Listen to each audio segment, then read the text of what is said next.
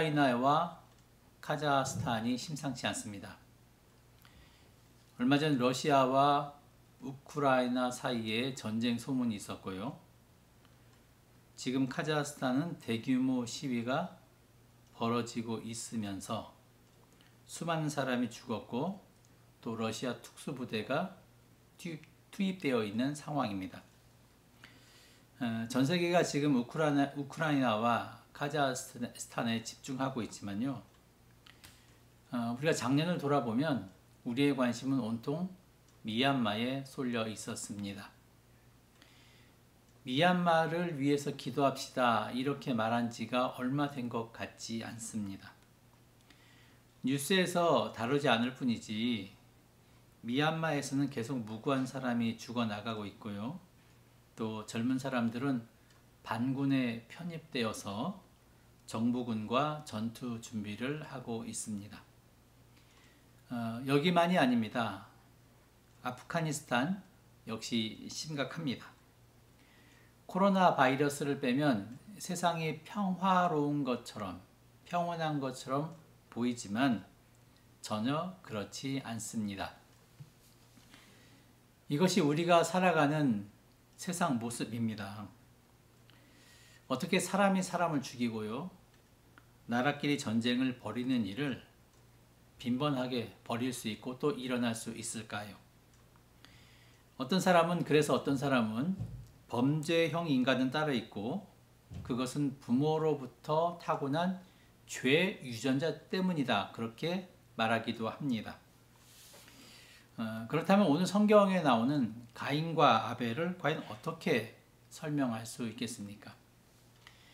같은 부모로부터 같은 유전인자를 안고 태어난 사람 가운데 아벨은 의인이라고 히브리서에 보면 의인이라는 칭함을 받았고, 반면에 가인은 살인자의 시초가 되고 말았습니다. 같은 부모로부터 태어난 형제라고 해도 서로 다른 것을 보면 죄의 원인을 단순히 유전으로 이렇게 처리할 수는 없는 것 같습니다. 그런가 하면 또 어떤 이는요, 범죄형 인간이 생기는 이유는 교육과 환경의 문제다 그렇게 이야기하기도 합니다. 불우한 환경에서 제대로 된 교육을 받지 못했기 때문에 어쩔 수 없이 범죄의 길로 빠져든다는 것이죠. 그런데 여러분, 우리가 2007년에 보면요, 미국에서 발생한 서브프라임 모기지 사태, 이런 것을 보면 우리가 얼마나 그때 그 당시에 큰 충격을 받았습니까? 이른바 화이트 칼라의 범죄는 단순한 강도 이상의 큰 파급력을 가지고 있습니다. 이런 사실을 보면 환경 혹은 교육의 부재로 죄에 빠지는 것만은 아니다 이렇게 우리가 생각해 볼 수 있습니다. 그렇다면 이 땅에 살게 된 인류에게 살인, 폭력과 같은 각종 범죄, 그리고 전쟁이 일어나게 된 원인은 어디에 있을까요? 세계 2차 대전이 끝났을 때 일본군 점령 사령관으로 있었던 메가다 장군이 이런 말을 했습니다. 인류에게 전쟁이란 정치적인 문제도 사회적인 문제도 경제적인 문제도 아닌 신학적인 문제이다. 제 생각엔 이 말이 정답인 것 같습니다. 인간 사회에 전쟁이나 폭력 등 범죄 행위는 정치적인 이해관계나 경제적, 사회적 요인에 의해 발생하기 전에 이미 타락한 인간의 죄성과 하나님과의 관계가 바로 정립되지 않았기 때문에 야기되는 것입니다. 그래서 인간이 참 평화를 원한다면요, 먼저 우리의 모습을 돌아보고 또한 하나님과의 관계를 바로 설정해야 합니다. 오늘 말씀은 바로 이런 문제에 관한 이야기입니다. 오늘 말씀을 보면 에덴에서 쫓겨난 아담과 하와는 동침하여서 가인과 아벨을 낳게 됩니다. 가인은 농사를 지었고요. 아벨은 양을 치는 목축업을 그 생업으로 삼았습니다. 그리고 둘 다 자기 노동의 소산물로 하나님께 제사드렸습니다. 가인은 농사지어 수확한 곡식으로 제사드렸고, 아벨은 자기가 키운 양을 제물로 삼아서 하나님께 제사드렸습니다. 그런데 하나님께서는 아벨의 제사는 받았는데 가인의 제사는 받지 않으셨습니다. 왜 하나님께서 아벨의 제사는 받으시면서 가인의 제사는 받지 않으신 것일까요?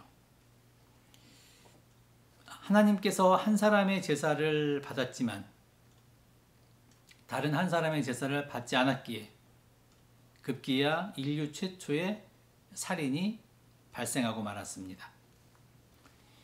2012년 한국 100주년 기념교회에서 이어령 교수와 당시 100주년 기념교회 담임 목사였던 이재철 목사가 주제를 정하여서 성서 스토리텔링을 진행한 적이 있었습니다. 2012년 6월 주제는요, 가인과 아벨이었습니다.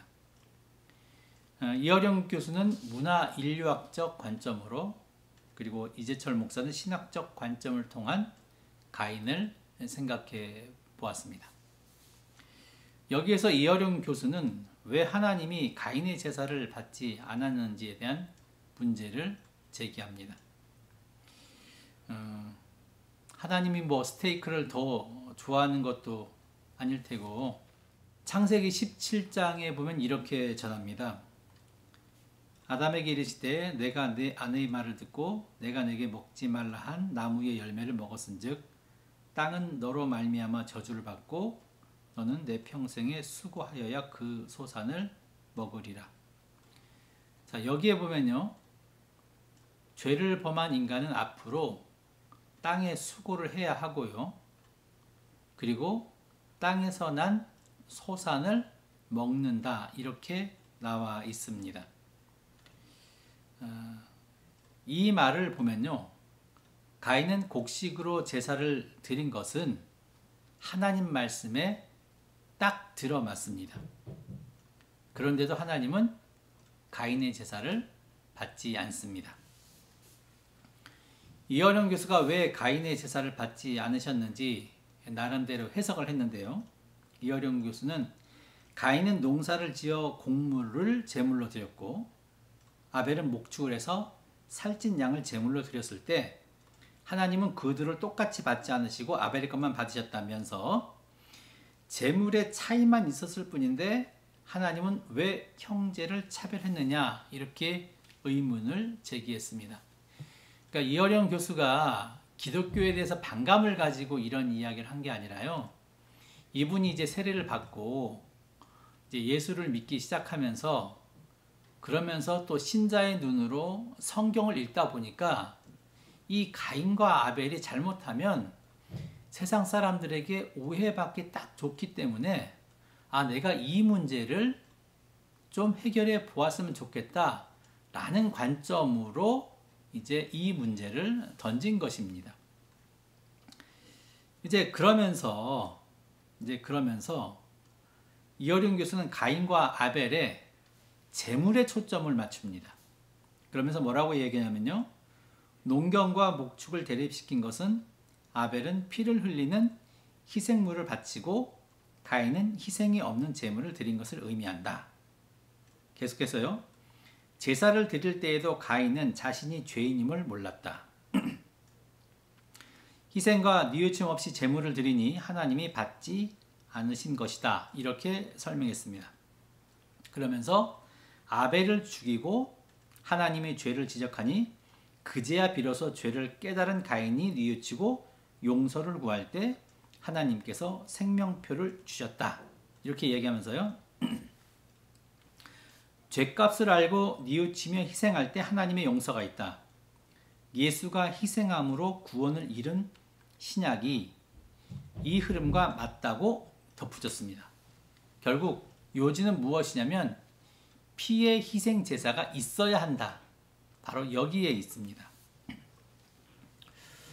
그런데요, 저도 역시 신학을 공부한 사람으로서 보면 이런 유의 성서 해석이 대표적인 오해 중에 하나입니다.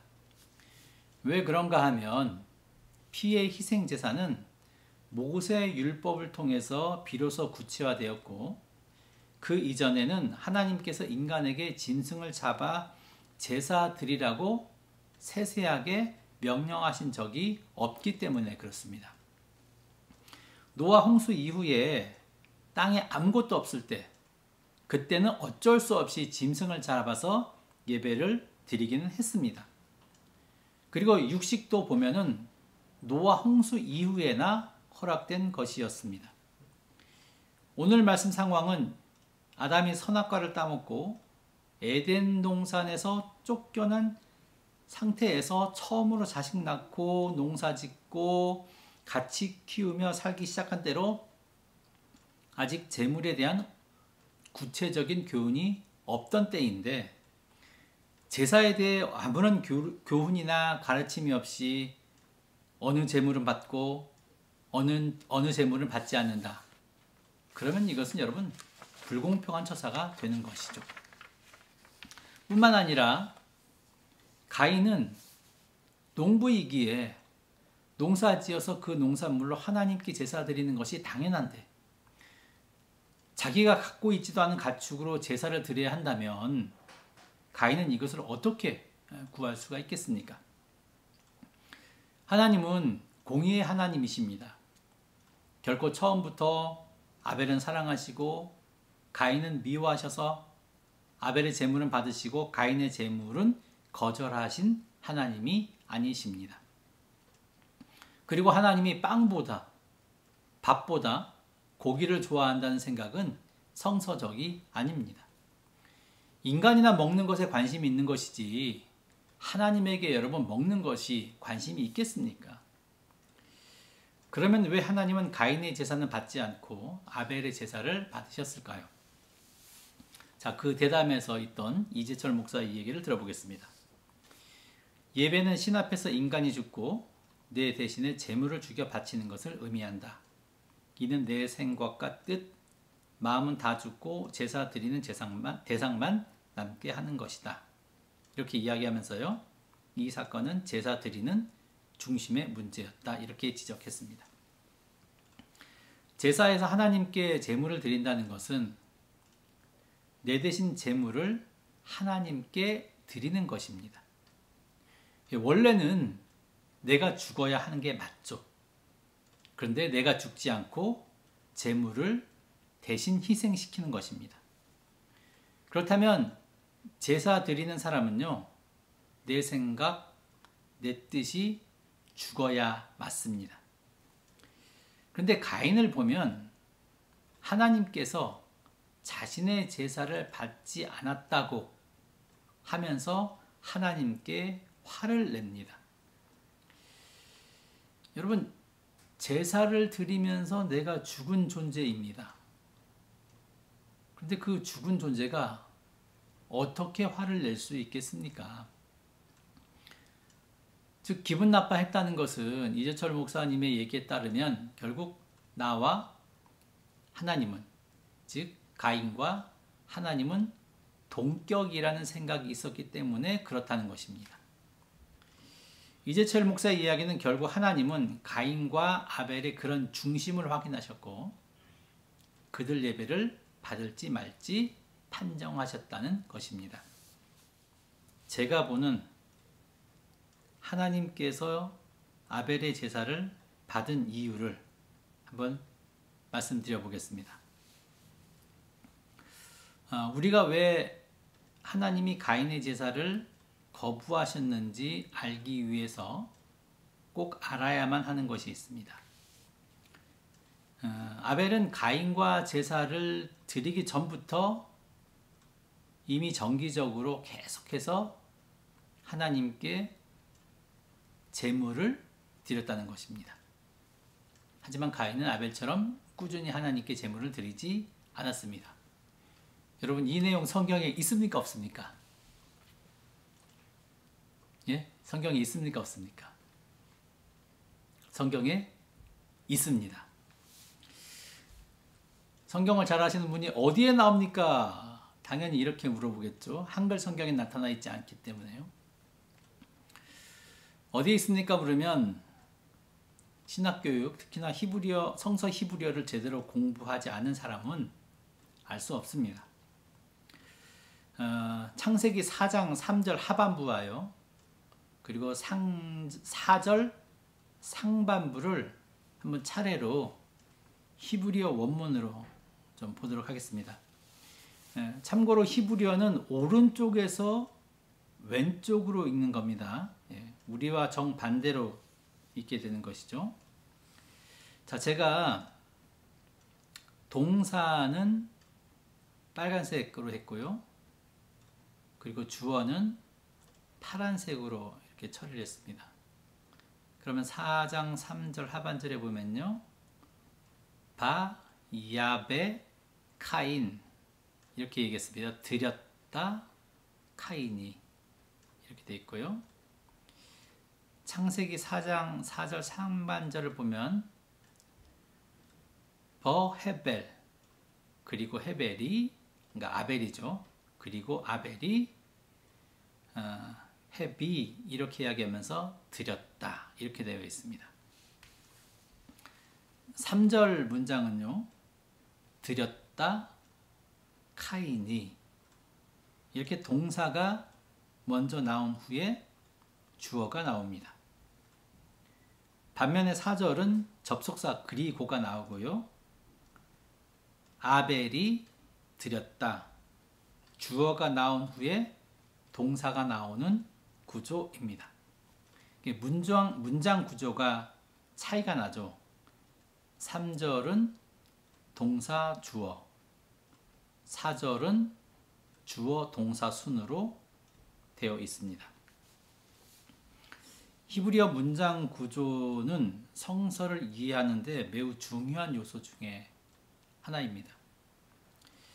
일반적으로 히브리어 문장 구조는요. 동사, 주어, 목적어 순으로 되어 있습니다. 그래서 창세기 1장 1절 보면 뭐 베레시트 바라 엘로임 에트 하마 샤임 하마 하알지 이렇게 이야기를 하는데요.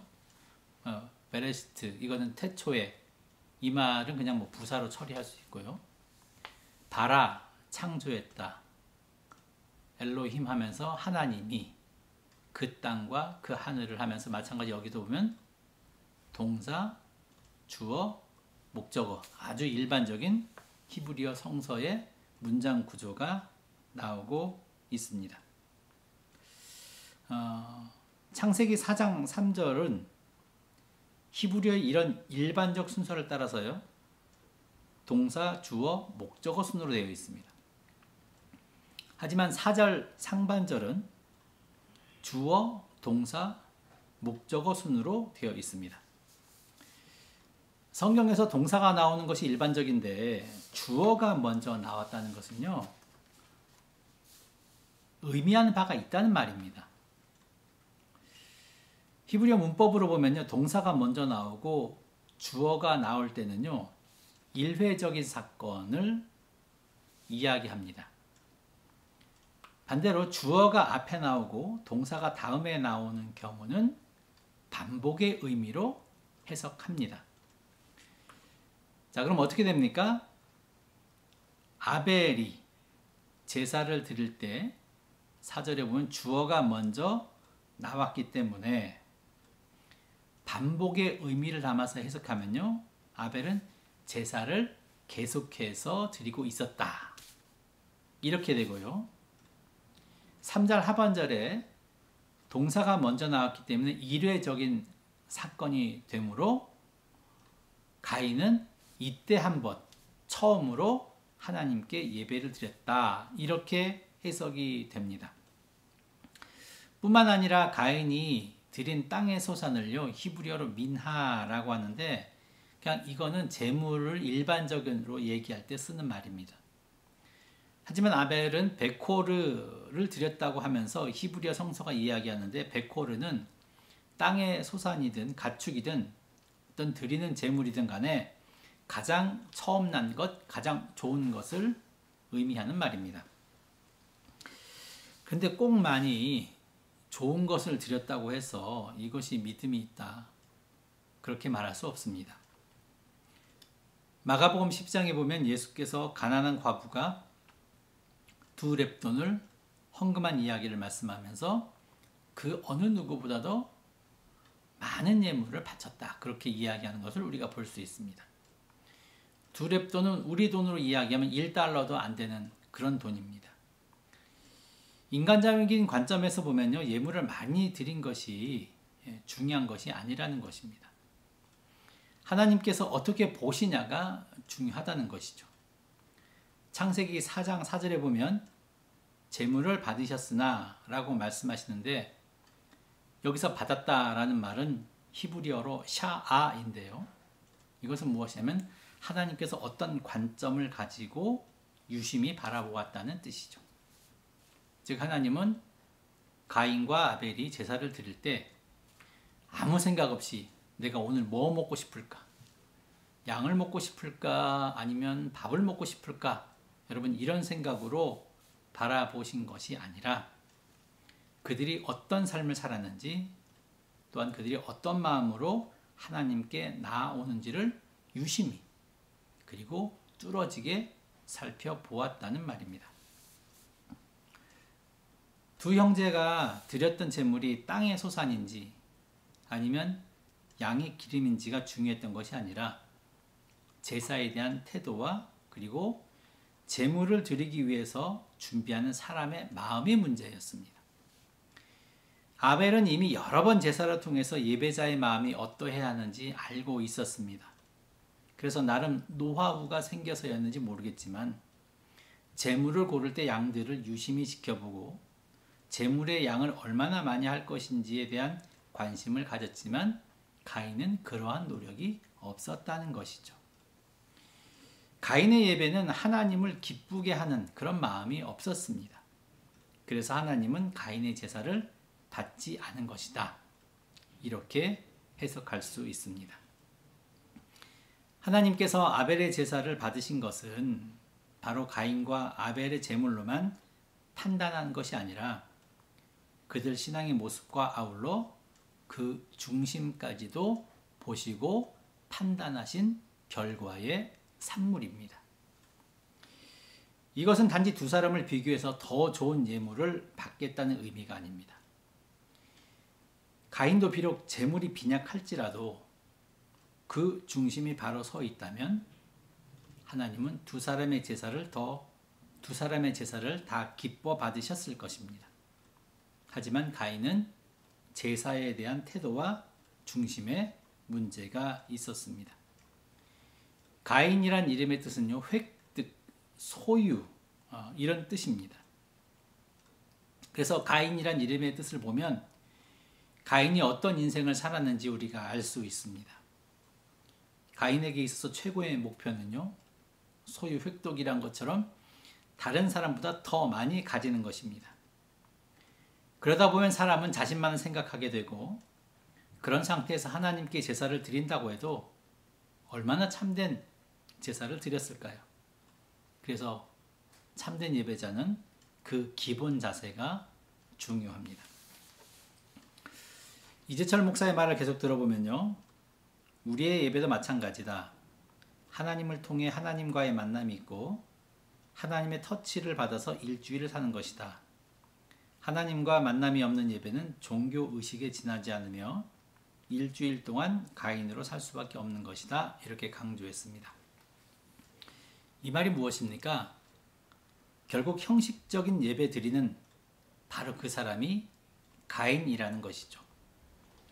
우리가 예배를 사모한다고 하면서 정말로 일주일 동안 예배를 사모하는 마음이 있어야 한다는 것입니다. 그렇지 않고 단순히 죄를 감면받기 위한 수단, 그리고 안 나가면 찜찜해서 겨우 나가는 정도, 이런 태도가 문제라는 것입니다. 혹 이 말씀을 듣는 사람들 가운데 썬데이 크리스천이 있다면요, 그 태도와 마음가짐을 고쳐야 합니다. 나에게 문제가 있기 때문에 은혜가 없었던 것이고, 나의 태도가 올바르지 않았기 때문에 하나님의 응답이 없었던 것입니다. 제가 그 대담을 들으면서 확실히 이재철 목사가 설교자로서 탁월하다고 생각된 부분이 있는데 바로 방점이라는 단어였습니다. 방점.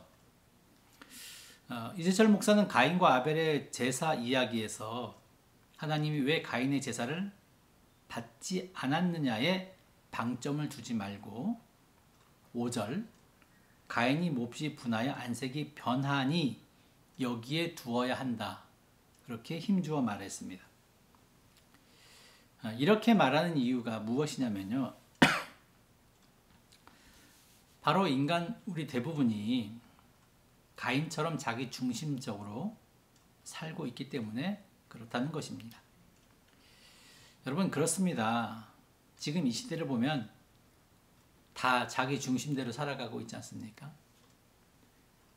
거기다가 지금은 포스트 모던이라고 해서 그 개성이 정말로 중요하게 여겨지고 있지 않습니까?